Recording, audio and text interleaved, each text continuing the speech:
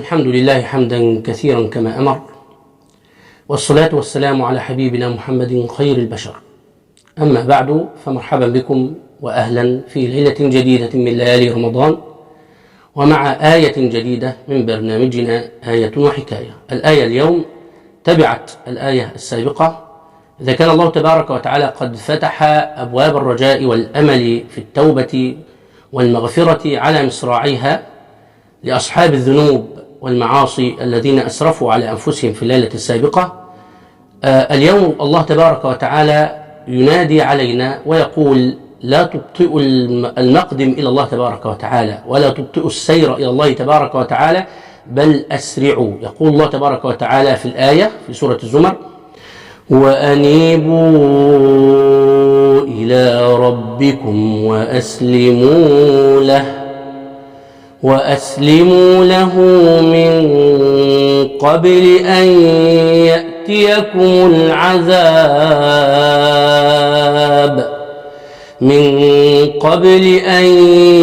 يأتيكم العذاب ثم لا تنصرون.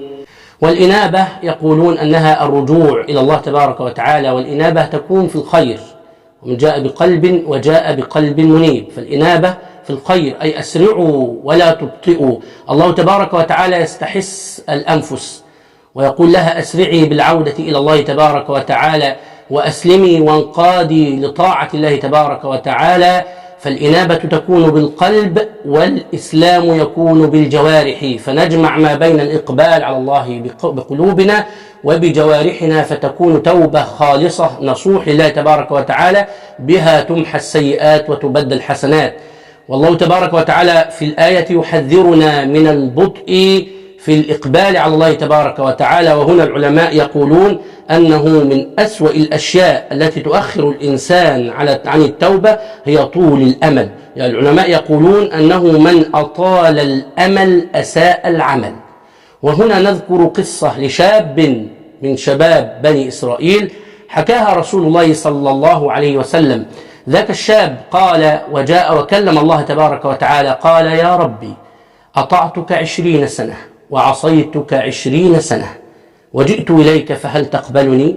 ونام من ليلتها فصاح مناد في أذنيه وقال: أطعتنا وأحببتنا فأحببناك، وعصيتنا وتركتنا فتركناك، وعصيتنا فأمهلناك، ولو عدت إلينا لقبلناك. هكذا الله تبارك وتعالى يقول لنا: أقبلوا ولا تتأخروا.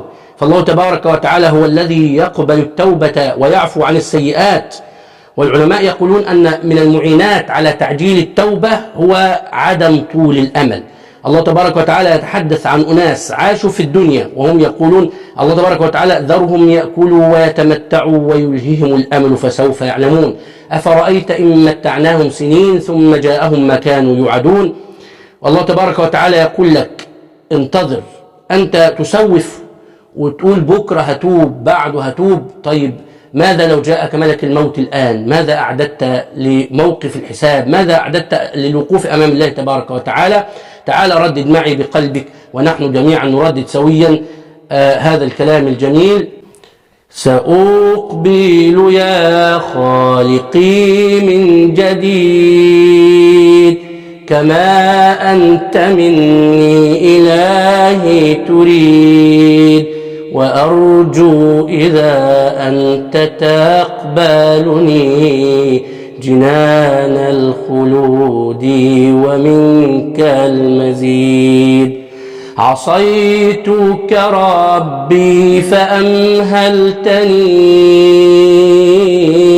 وتسترني رغم أني عنيد، لأنك ربي رحيم ودود، رحيم بكل الورى والعبيد.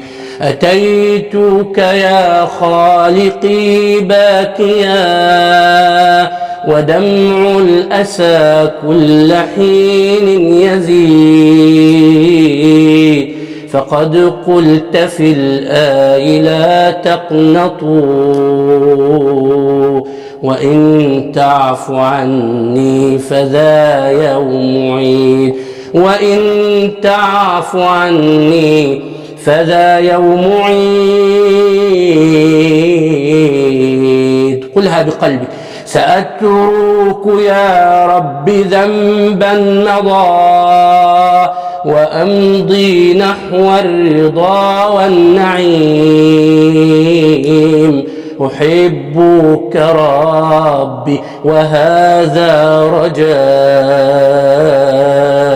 بأنك تقبلني يا كريم. اللهم اقبلنا وتب علينا، وإلى اللقاء والسلام عليكم ورحمة الله وبركاته.